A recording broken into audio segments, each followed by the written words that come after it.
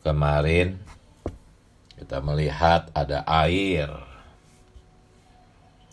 keluar dari bangunan bait suci, dari gereja. Ya. Nah, pagi ini pertama-tama kita harus melihat apa aliran itu.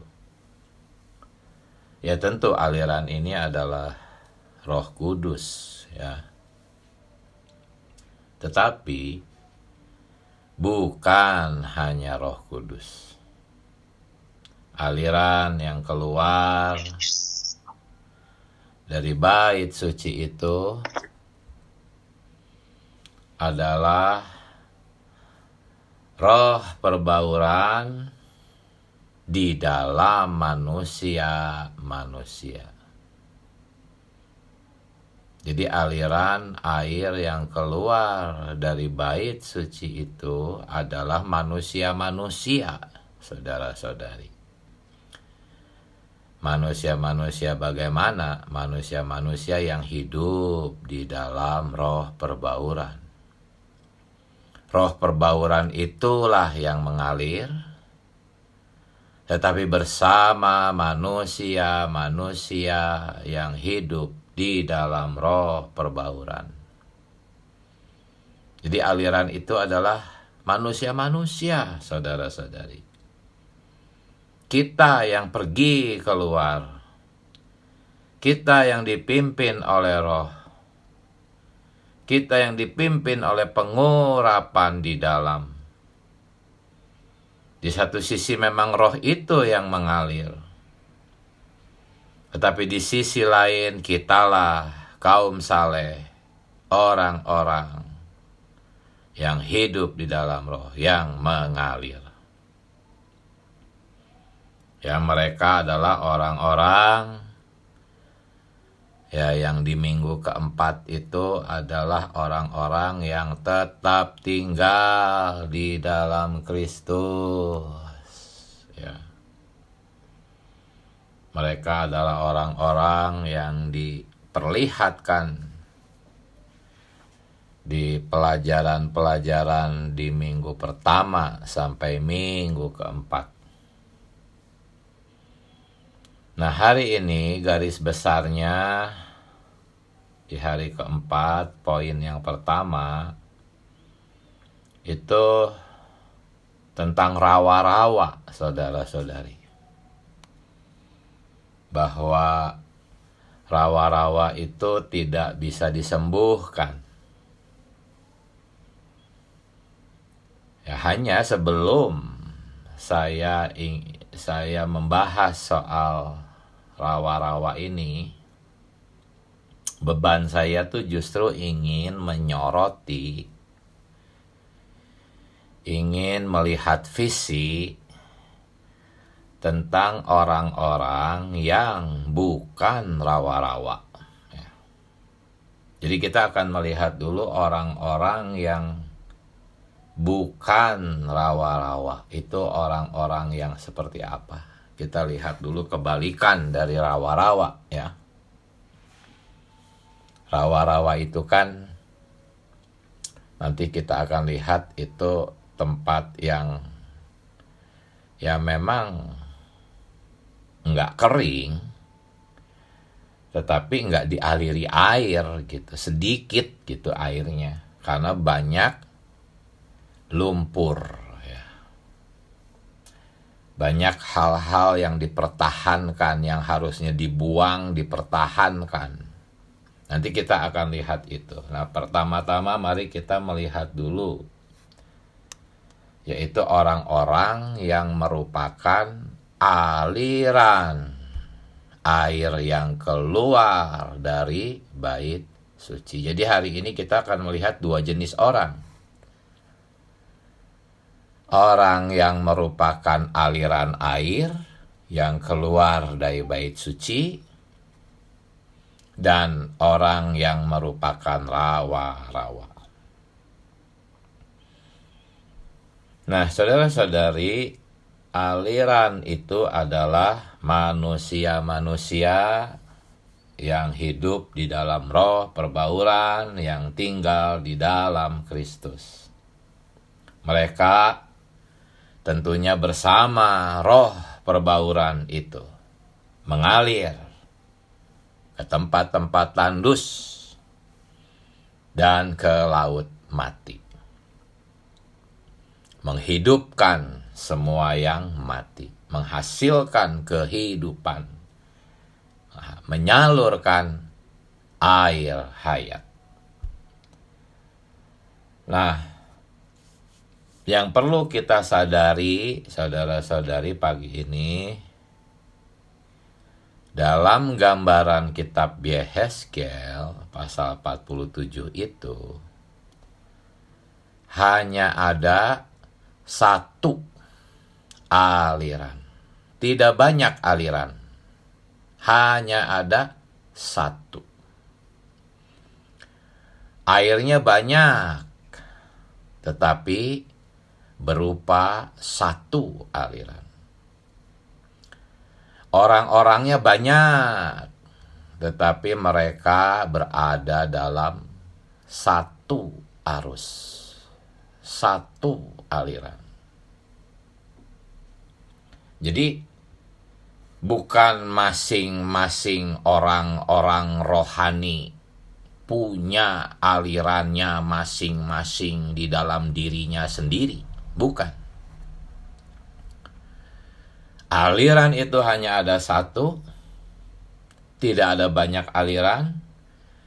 Orang-orangnya banyak, tetapi alirannya hanya satu. Mereka itu sendirilah aliran itu. Terbaur bersama roh perbauran Allah Tritunggal yang telah melalui proses rampung di dalam roh itu, berbaur dengan orang-orang yang banyak ini, membentuk satu aliran, bukan banyak aliran. Nah, aliran ini tuh seperti aliran darah, saudara-saudari. Kalau Anda mau memeriksa darah, jenis darah Anda ke lab, maka darah yang Anda ambil mau di lengan, mau di jari, mau ambil darahnya di punggung, semua itu hanya ada satu jenis darah yang mengalir ke banyak anggota tubuh. Anggota tubuh itu tidak punya aliran darahnya masing-masing, saudara-saudari. Aliran darah itu hanya ada satu mengalir ke semua anggota tubuh. Seperti itulah aliran air hayat yang keluar dari gereja. Alirannya hanya ada satu. Hanya ada satu arus. Walaupun orangnya banyak, namun hanya ada satu arus, satu aliran. Ya, walaupun saudara-saudari yang hidup di dalam roh, setia tinggal di dalam Tuhan itu ada banyak, ada lebih dari satu, tetapi mereka hidup hanya oleh satu persona, yaitu Yesus Kristus. Ya, mereka itu bukan hanya satu roh dengan yang lain, tetapi juga sudah ditransformasi jiwanya sehingga menjadi satu jiwa. Kalau satu roh orang baru percaya pun juga sudah menjadi satu roh. Tetapi kalau orang belum mengalami transformasi jiwa, sulit untuk menjadi satu jiwa. Tapi orang-orang yang mengalir keluar dari bait suci itu, yang mengaliri tempat-tempat tandus, sampai akhirnya menyembuhkan laut mati, ya, Mereka itu bukan hanya sudah menjadi satu roh dengan yang lainnya, tetapi juga menjadi satu jiwa. Ya, di dalam setiap gereja lokal, semoga ada orang-orang yang sedemikian. Ya, Tuhan membutuhkan orang-orang sedemikian. Ya, memang yang Tuhan cari itu tidak semua di dalam gereja lokal, tetapi ada beberapa orang yang mau membayar harga, yang mau mutlak, yang mau murni bagi Tuhan. Ya, beberapa orang itu bisa Tuhan pakai besar-besaran. Bisa membuat gereja lokal di mana mereka berada penuh dengan air yang mengalir. Ya, jadi inilah aliran itu. Hanya ada satu aliran. Ya, yaitu orang-orang yang sudah dihabiskan opini egonya. Opini-opini yang berasal dari ego. Semua pendapat mereka telah menjadi pendapat Tuhan sendiri. Opini mereka adalah opini Tuhan sendiri. Mereka telah dihabiskan. Karena aliran itu terus-menerus mengaliri mereka.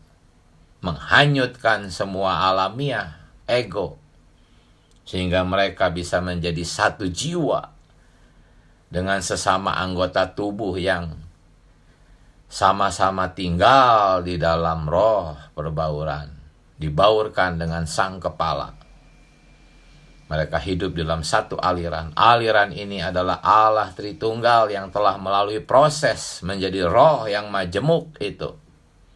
Berbaur bersama orang-orang yang menikmati Kristus senantiasa dalam roh perbauran. Jadi itulah, saudara-saudari, inilah aliran yang keluar dari bait suci itu. Aliran ini adalah orang-orang di dalam gereja-gereja lokal yang senantiasa sehati sejiwa di dalam doa dan persekutuan. Tuhan sangat membutuhkan orang-orang seperti ini untuk mengalir bersama Tuhan. Mengaliri tempat-tempat yang tandus. Menelan menelan maut oleh hayat. Semoga kita berbagian di dalam aliran air hayat yang mengalir keluar dari gereja lokal, membasahi kota di mana kita tinggal. Ya, saudara-saudari. Jadi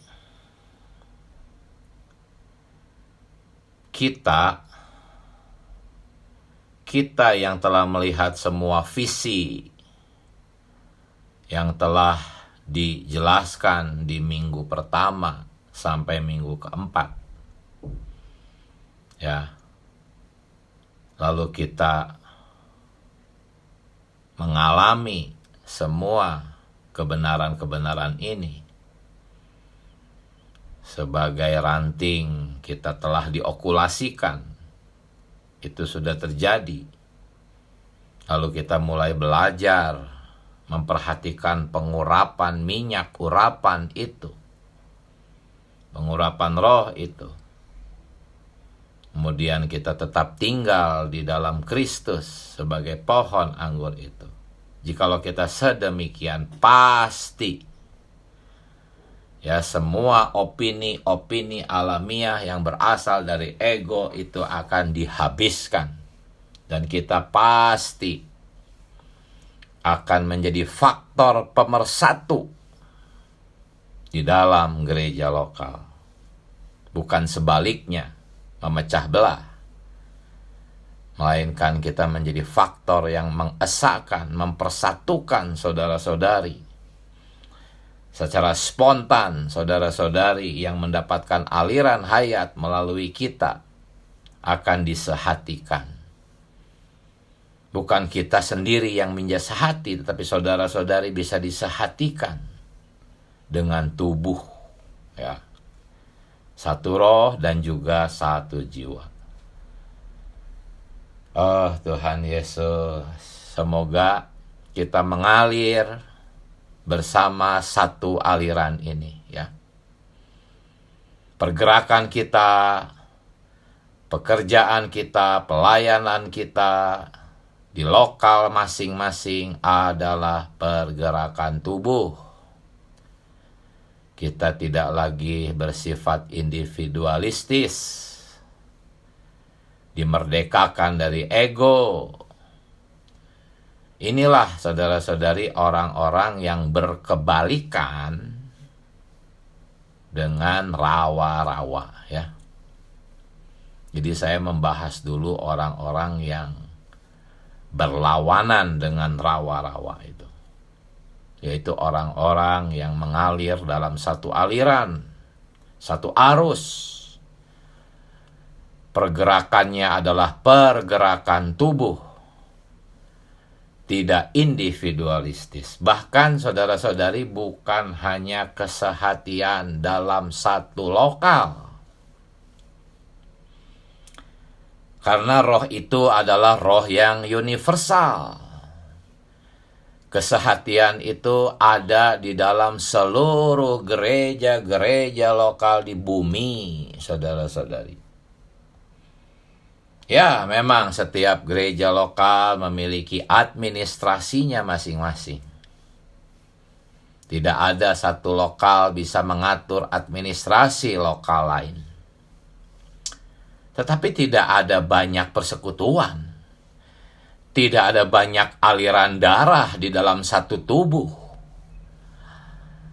Gereja yang normal, ya, pasti akan menjadi satu gereja universal. Ya, tetapi bukan hanya gereja universal, karena kalau hanya gereja universal nggak ada pelaksanaan. Gereja universal itu ada, nyata. Kalau gitu harus ada juga pelaksanaannya. Nah, jikalau saudara-saudari belajar terus tumpuan gereja, Anda akan bisa melihat bahwa satu-satunya pelaksanaan gereja yang universal itu dilaksanakan di dalam gereja-gereja lokal. Masing-masing ada administrasinya masing-masing, tetapi hanya ada satu aliran yang mengaliri seluruh gereja-gereja lokal. Sehingga seluruh gereja-gereja lokal menjadi praktek dari gereja universal. Satu arus, satu aliran, satu pembicaraan yang sama, satu visi, satu sasaran. Merampungkan ekonomi Allah. Bagi saudara-saudari yang belum bisa melihat ini, berdoalah. Tuhan, perlihatkanlah aku apa itu gereja lokal. Maka saudara-saudari akan takjub. Ya. Luar biasa. Jadi, Tuhan Yesus, kita di dalam gereja-gereja lokal itu sudah diselamatkan dari perpecahan. Karena kebanyakan orang Kristen tidak melihat satu aliran ini yang keluar dari bait suci itu. Tidak melihat prakteknya, praktisnya. Maka mereka terpecah belah menjadi banyak aliran. Saya sering ditanyai, kamu gerejamu aliran apa?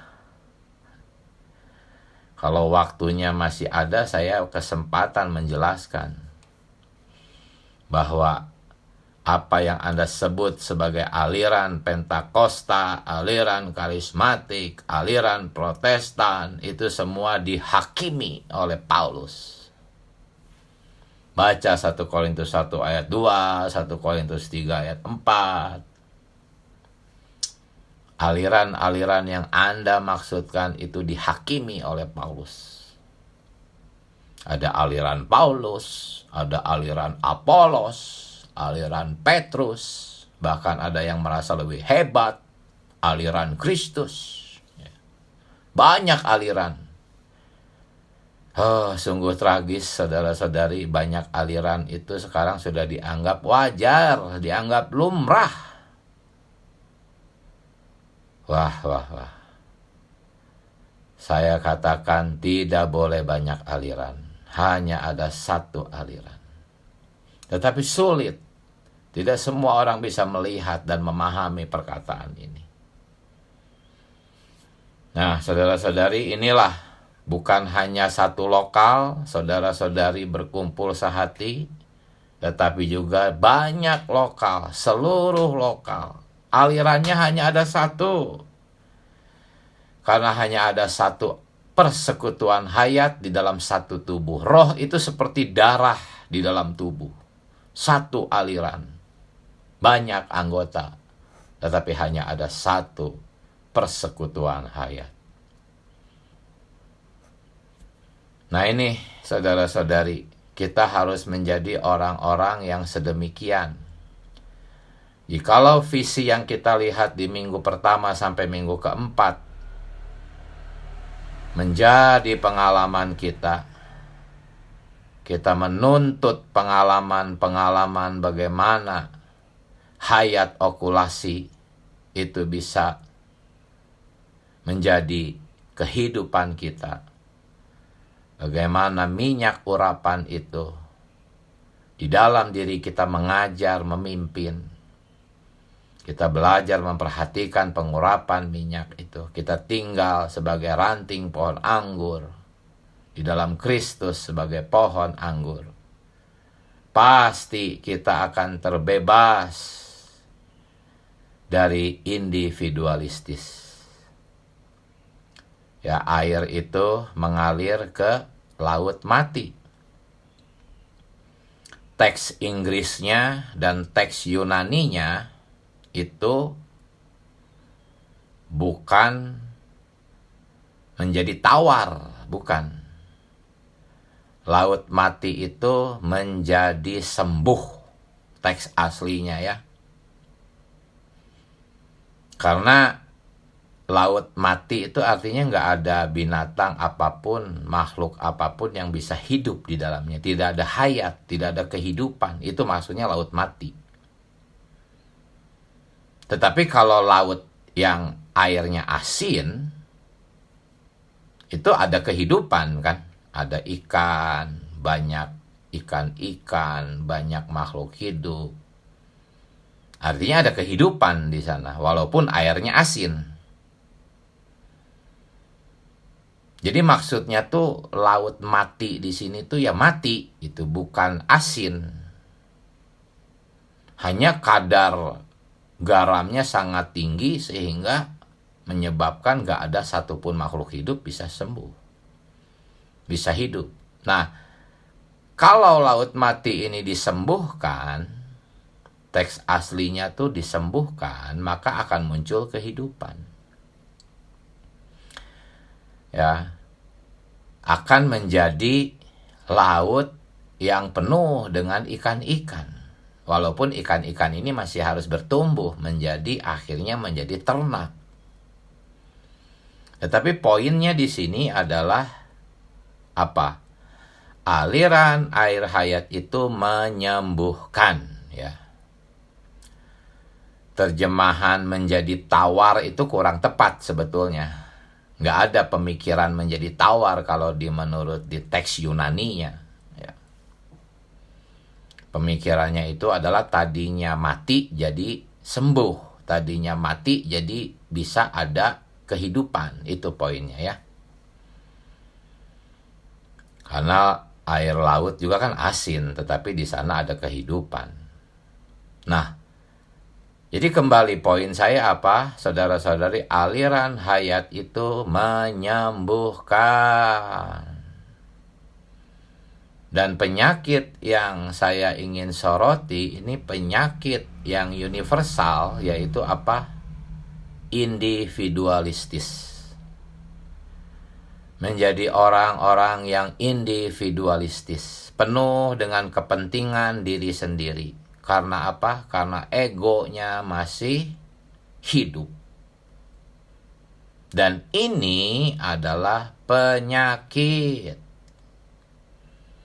Jikalau kita terus tinggal di dalam Kristus, menyerap getah itu, menikmati minyak urapan, terus mengalir, Kristus bertambah, akhirnya kita sembuh.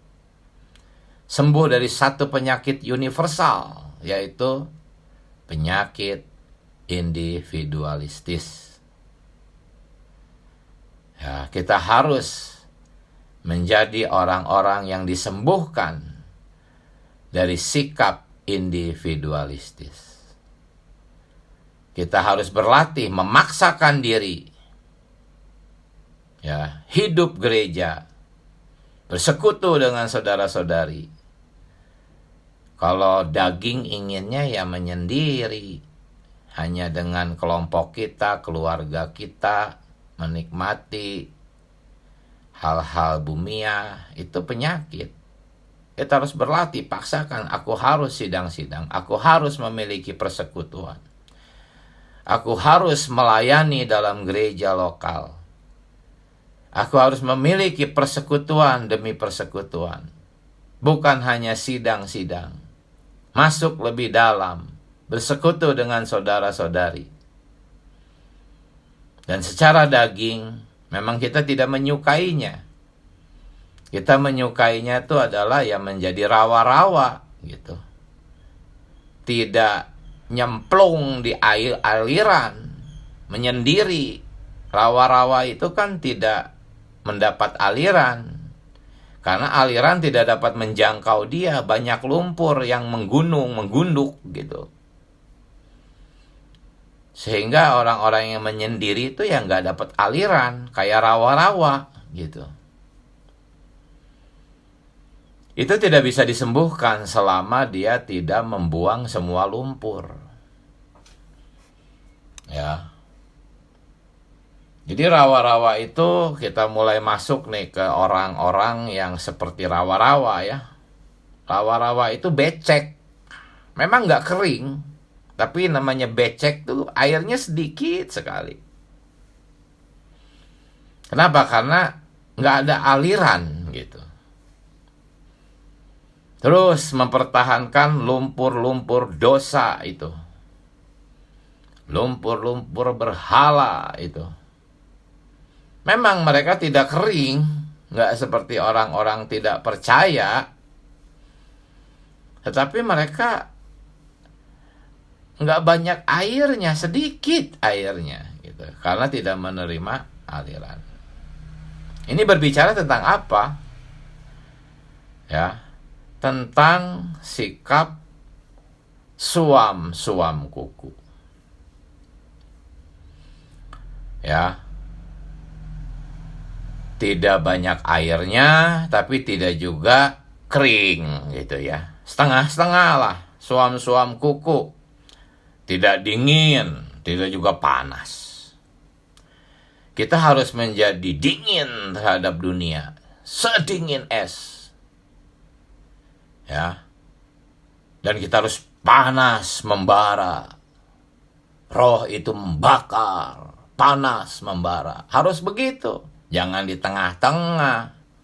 Jangan di tempat netral. Jangan jadi dua jenis, saudara-saudari. Banyak orang Kristen, ya banyak juga di tengah-tengah kita. Termasuk kita sendiri sering menjadi dua jenis orang. Ya, kita nggak mirip orang dunia karena kita rajin sidang-sidang, tetapi kita juga masih menikmati dunia, mengasihi dunia. Jadi dua jenis. Padahal Allah menciptakan tuh setiap makhluknya itu menurut jenisnya masing-masing. Kalau laki-laki ya jadilah laki-laki. Perempuan ya jadilah perempuan. Jangan jadi dua jenis. Saudara-saudari, gereja lokal itu satu jenis, saudara-saudari. berbeda dengan denominasi. Jadilah saudara-saudari ya yang benar-benar berada di dalam gereja lokal. Satu jenis pemulihan Tuhan. Ya, mutlak belajar. Kenapa pemulihan Tuhan itu berbeda? Apa? Tumpuan keesaan itu apa? Gereja lokal itu apa? Kenapa? Harus satu kota, satu gereja. Kenapa? Belajar. Jadi kita nanti bisa mutlak. Ada banyak saudara-saudari di tengah-tengah kita belum bisa membedakan mana itu perpecahan, mana itu tumpuan keesaan. Belum bisa, banyak ini. Ya nggak bisa mutlak. Hasilnya ya nanti malah keluarlah penghakiman. Oh, saudara-saudari di pemulihan Tuhan tuh merasa hebat, sombong, merasa benar sendiri. Ya saya kalau mendengar seperti itu, lihat dulu siapa orang ya. Kalau memang masih sangat sulit melihat, ya udah diem aja lah, susah ngomong. Karena ini tuh sesuatu yang tinggi dan dalam. Ya jadilah satu jenis saudara-saudari, jadilah saudara-saudari yang ada di pemulihan Tuhan. Jangan setengah-setengah. Jangan ada di tempat netral. Jangan suam-suam kuku. Itulah rawa-rawa. Nggak bisa disembuhkan, airnya tetap asin. Nggak ada kehidupan yang seperti di air yang telah sembuh itu tadi. Nah, semuanya itu akibat apa? Akibat kompromi, ya. Kompromi. Apa itu kompromi? Kompromi itu yaitu tidak mau membuang yang lama, tapi ingin juga yang baru. Nah itu.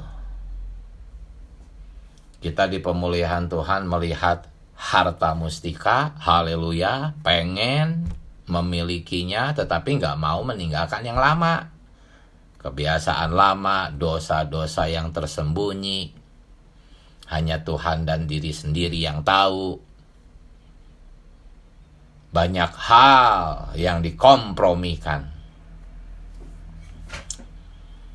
Nah, dalam hal ini saya teringat satu ayat, saudara-saudari. Ayat itu membicarakan tentang orang-orang yang matanya ada dua. Sebetulnya bukan dua mata, tetapi melihat kedua arah, maksudnya gitu ya. Orang-orang yang melihat kedua arah, coba aja saudara-saudari berusaha melihat benda-benda di samping kiri.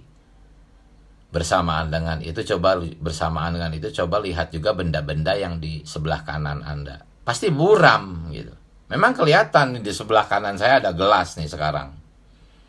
Di sebelah kiri saya ada kertas. Saya bisa melihat keduanya, tetapi nggak jelas gitu. Tapi coba kalau saya fokuskan aja hanya melihat gelas, oh si gelas jadi jelas gitu kan.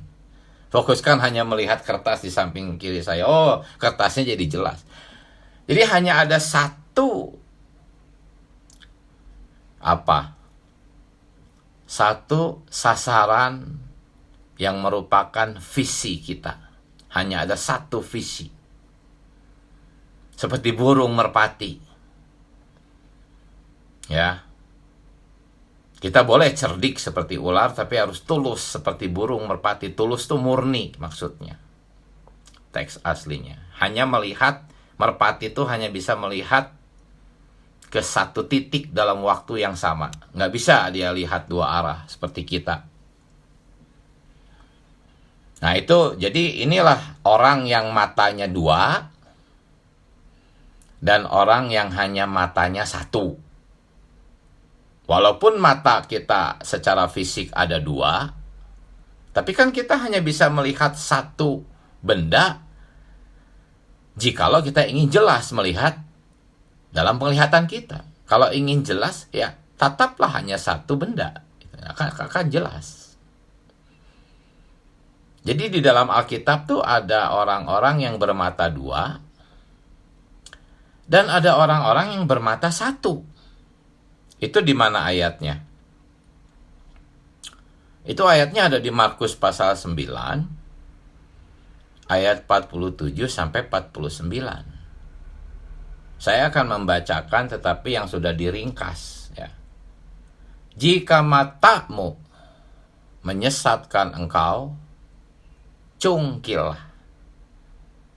Karena lebih baik engkau masuk ke dalam kerajaan Allah dengan bermata satu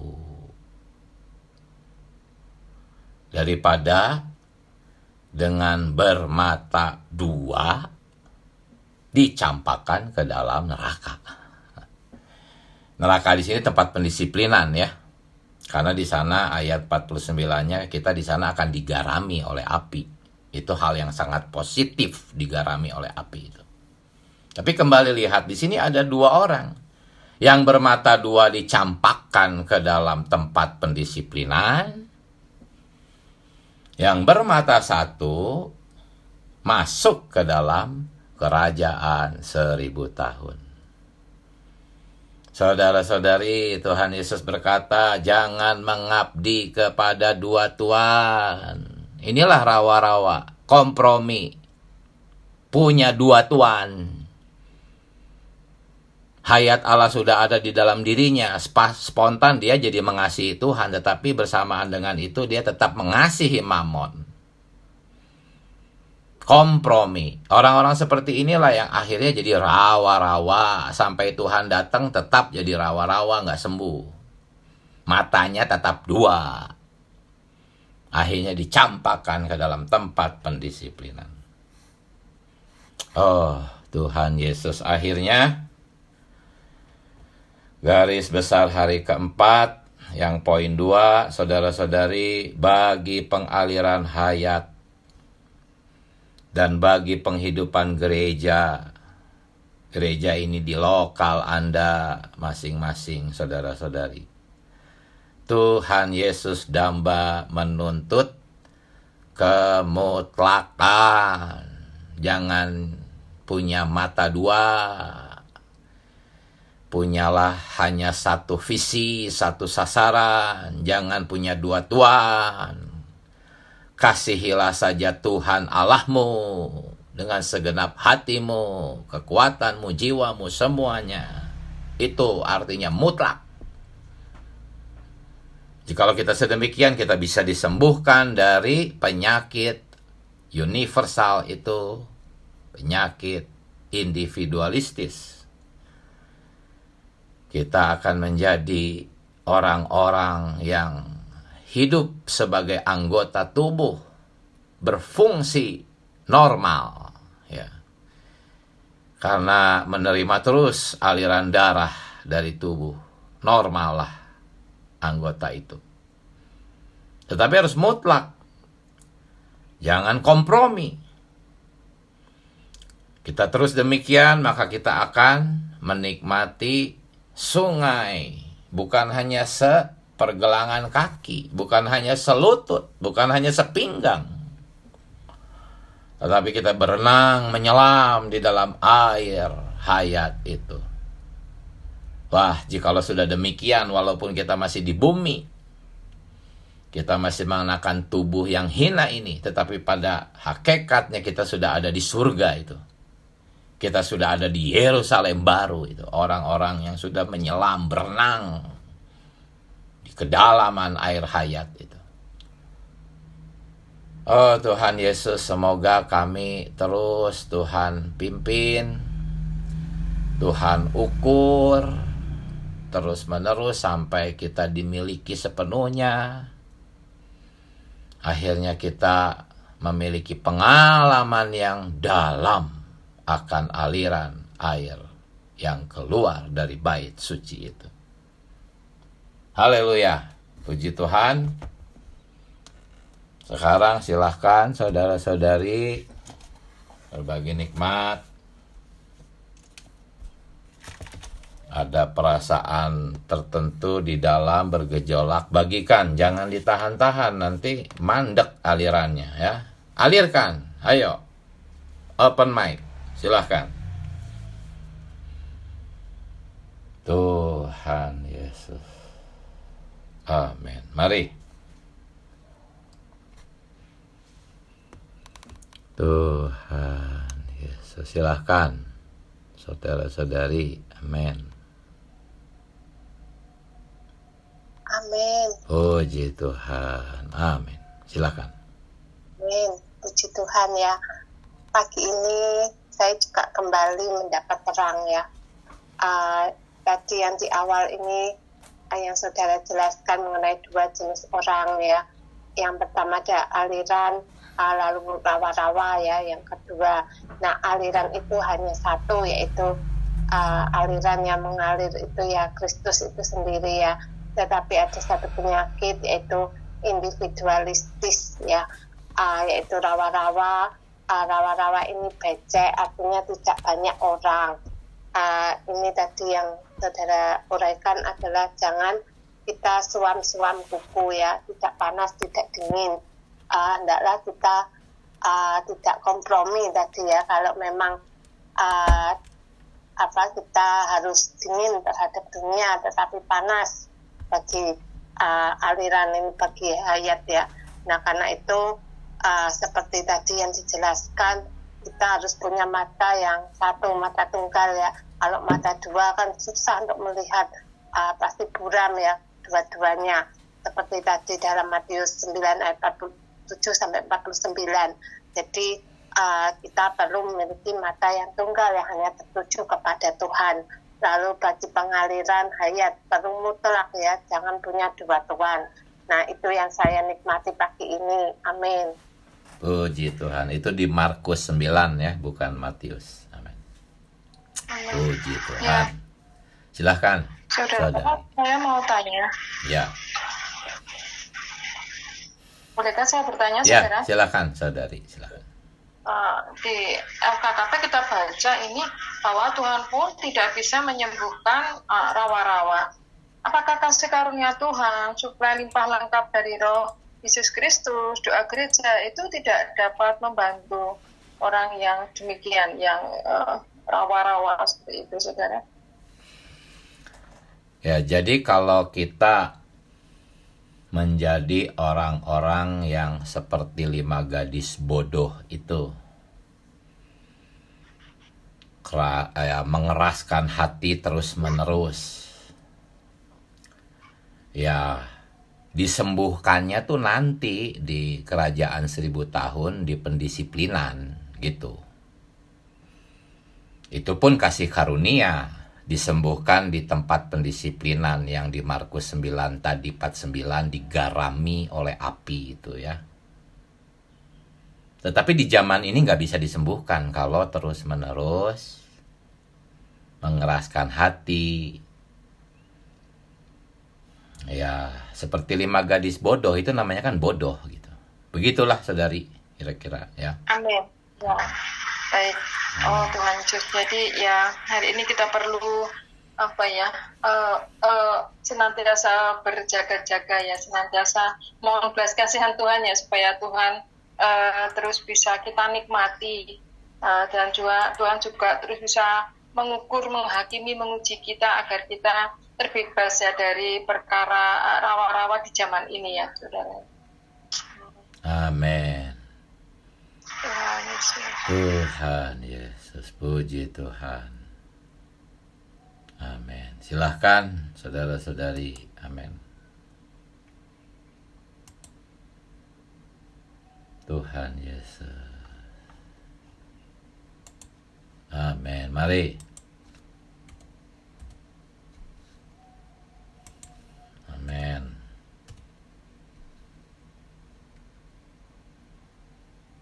Tuhan Yesus. Mana? Silahkan. Mana lagi? Silahkan. Amin. Amin, saudaraku. Silahkan. Amin.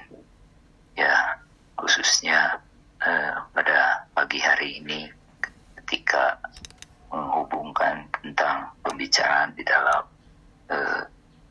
tidak panas, tidak dingin, suam-suam kuku, rawa-rawa. Ya. Juga di sini ada satu kalimat yang mungkin bisa sedikit menjadi pertanyaan ya, tentang bagaimana jikalau ada seseorang berada di satu denominasi, beradalah di sana menurut jenis Anda, gitu ya. Mungkin bisa menimbulkan satu pertanyaan ya, bukankah kita dalam bisa mengatakan mencela denominasi sebagai suatu kehidupan perpecahan ya. Tetapi kalau kita merenungkan bahwa di sini juga di bagian bawah ada dikatakan yang Tuhan kehendaki adalah untuk menjadi mutlak ya. Dalam hal panas dan dingin bukan berarti panas di dalam hal yang positif baik dan dingin di dalam keadaan dingin yang negatif, yang benar-benar dingin yang Tuhan tidak mau, tetapi dingin terhadap apa yang Tuhan tidak mau. Keadaannya adalah seperti itu, sehingga sesungguhnya ketika ada seseorang yang mutlak menjadi Anda, contohnya di dalam denominasi, lebih mudah bagi Tuhan untuk bekerja dibanding dengan mereka yang kompromi. Karena mereka yang kompromi memang orang-orang yang kompromi, yang digambarkan sebagai rawa-rawa, dia merasa ada panasnya, dia merasa juga ada dinginnya, dia juga merasa ada di pemulihan, sambil sementara itu dia sendiri juga ada di dalam denominasi, sehingga Tuhan sulit bekerja bagi orang seperti itu ya. Jadi apa yang saya dapatkan pada pagi hari ini khususnya lebih pada contoh apa yang Tuhan inginkan adalah aspek kemutlakan, mutlak, tegas dan jelas pada satu tujuan, yaitu tujuan yang Allah inginkan ya. Tidak kawin, tidak campur dengan apapun, sehingga menjadi ibarat rawa-rawa ya, bukan tanah kering atau bukan suatu lautan yang limpah dengan air ya, yang di dalamnya ada kehidupan ya, yang senantiasa dialiri oleh aliran ya. Inilah yang saya dapatkan pada pagi hari ini. Amin. Amin. Puji Tuhan. Amin.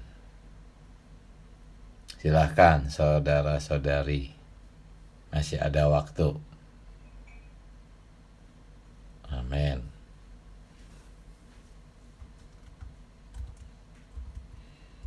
Amin.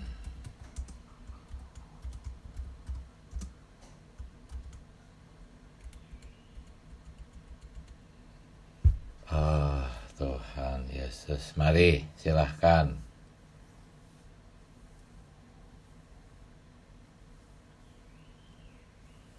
Manfaatkan sisa waktu, silahkan. Bisa 2 lagi nih saudara-saudari, amin.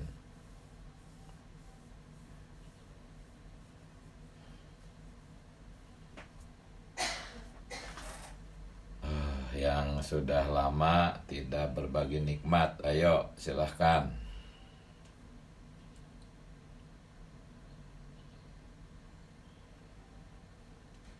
Tuhan Yesus.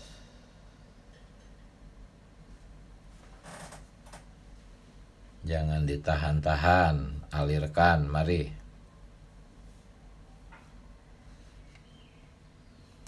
Tuhan Yesus.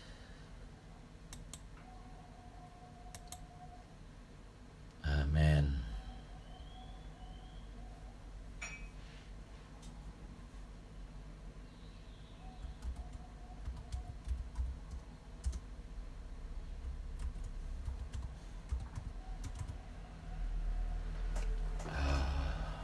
Bagaimana? Silahkan. Amin. Saudara Martin, silahkan. Amin.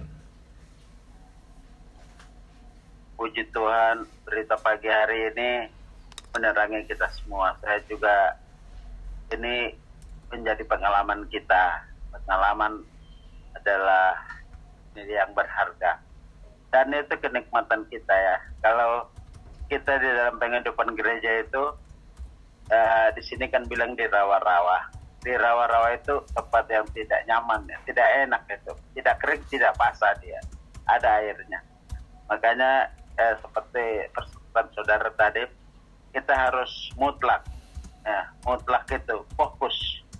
Jadi jangan setengah-setengah. Kalau perlu jangan cuma berjalan, menyelam, ya, mandi sekalian. Puji Tuhan, dengan itu kita bisa menikmati sepenuhnya aliran hayat. Kita harus fokus ya. Seperti tadi kita harus dingin dan panas. Ya kalau dingin ya dingin. Ya kalau panas memang ya kita dingin terhadap dunia. Sedangkan kita ini kan masih tinggal di dunia.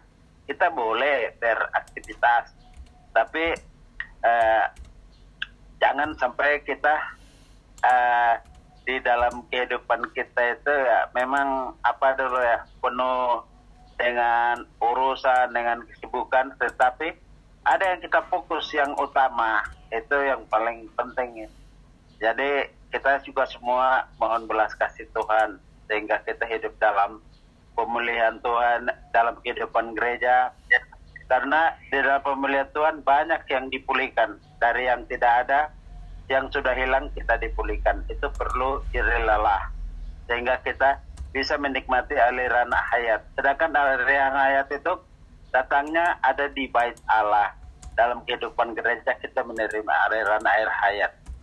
Puji Tuhan, itu saja saya dapat. Amin. Haleluya. Puji Tuhan.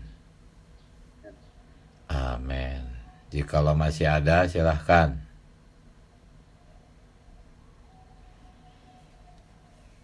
Tuhan Yesus. Amin. Baik, kalau tidak ada kita menyeru nama Tuhan ya. Mari. Amin. Tuhan Yesus. Tuhan Yesus, terima kasih Tuhan buat gambaran kitab Yehezkiel tentang aliran air itu Tuhan. Oh, kami mau berada di dalam aliran air itu ya Tuhan. Oh, mengalirlah terus Tuhan kepada kami, melalui kami, bersama kami. Tuhan tolong kami untuk menjadi orang-orang yang mutlak Tuhan. Yang berani membuang semua yang harus kami buang. Yang tidak mempertahankan apapun yang bukan dirimu. Yang tidak kompromi. Tuhan Yesus, kami perlu dirimu. Terus menerus berlatih sedemikian. Biarlah semua kebenaran, pembicaraan, bukan hanya menjadi satu pengetahuan saja. Tetapi Tuhan, oh Tuhan, sehari-hari Engkau mengerjakannya di dalam kami. Engkau membawa kami memasuki pengalamannya, memasuki realitasnya. Kami ingin Tuhan berenang di sungai air hayat. Haleluya Tuhan Yesus. Terima kasih Tuhan. Selamat pagi saudara-saudari. Selamat pagi. Sampai jumpa. Amin.